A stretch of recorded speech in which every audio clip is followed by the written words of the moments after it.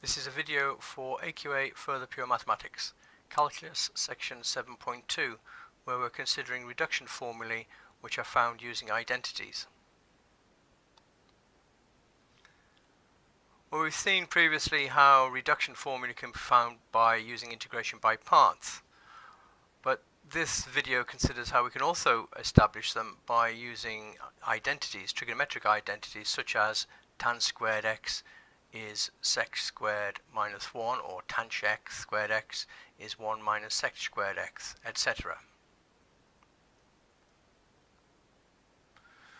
So in an example of that, I want to look at this particular formula, which is in is equal to the integral of tan to the power n x dx.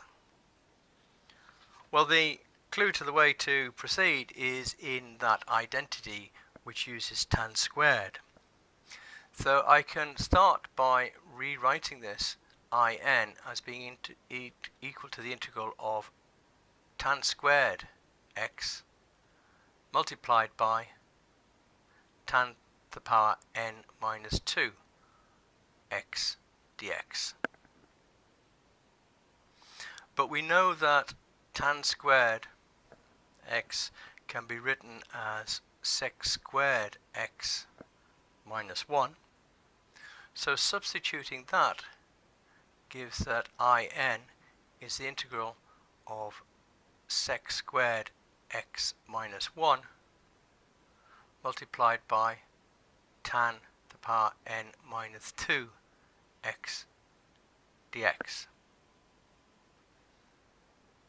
That's the integral of sec squared x tan to the power n minus 2 x minus tan to the power n minus 2 x dx.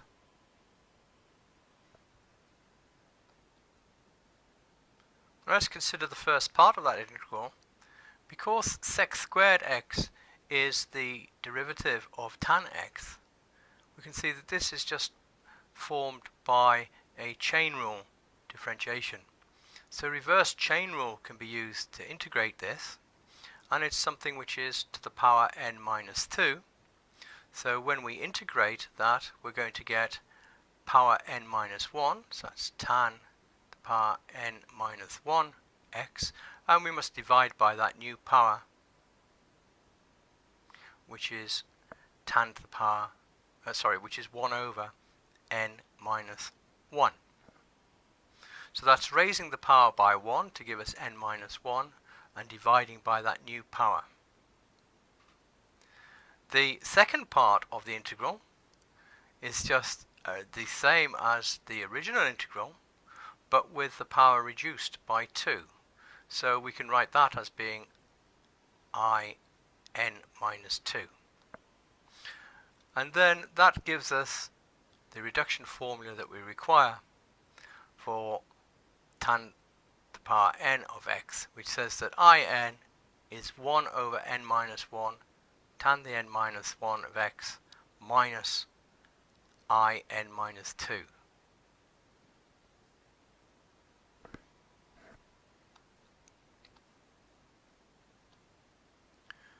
So taking our lead from the identity that we're going to use for tan squared, we factored out tan squared from the original integral, use the identity to split the integral into two parts.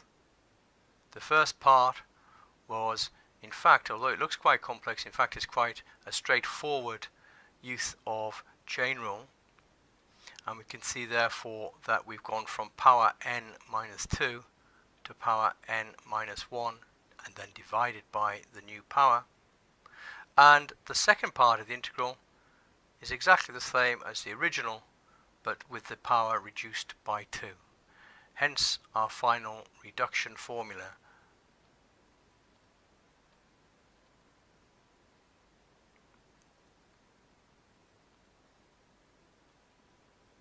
We're now asked to use that reduction formula that we found to find a new one, which this time is for a definite integral. So we've got limits on our integral from 0 to pi by 4. Once we've done that, we're going to try and use that new reduction formula to evaluate this integral tan to the power 5x from 0 to pi by 4.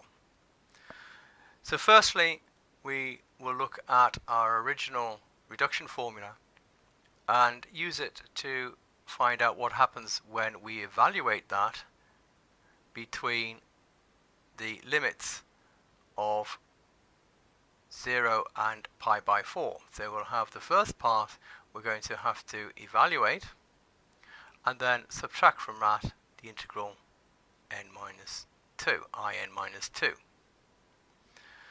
Well, when we substitute the value x is equal to pi by 4 into here, then tan pi by 4 is equal to 1. So tan to the power n minus 1 of pi by 4 must also be equal to 1. So the first part is just 1 over n minus 1, and we're subtracting from that I n minus 2.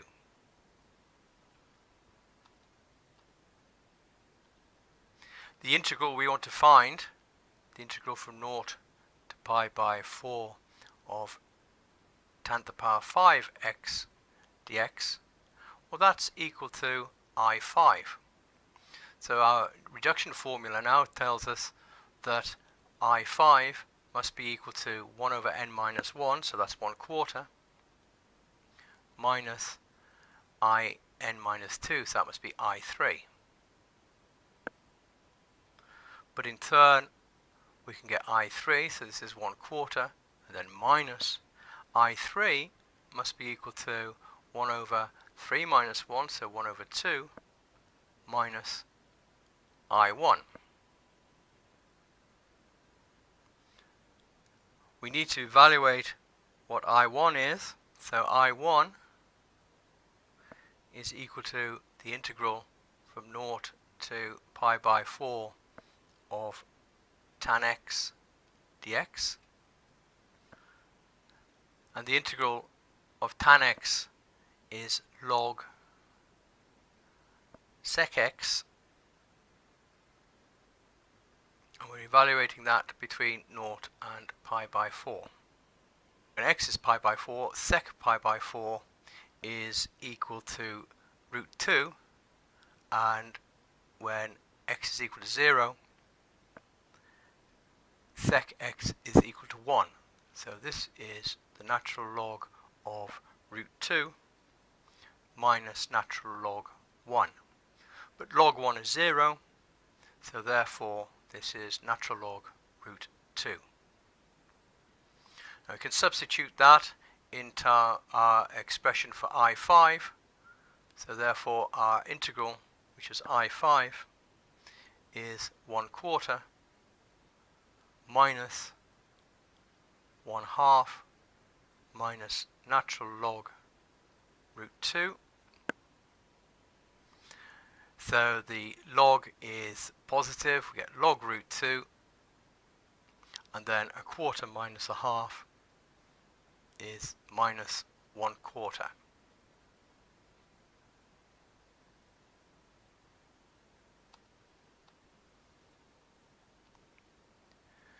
So we used the original reduction formula and substituted the limits into the first part of that to produce a new reduction formula for this definite integrals. Going through that, stepping from I5, we produced this formula here, where we needed to evaluate I1. That's a straightforward integral of tan x, which produced the log root 2. So finally, resubstituting that into the expression for I5, we ended up with our integral being log root 2 minus 1/4.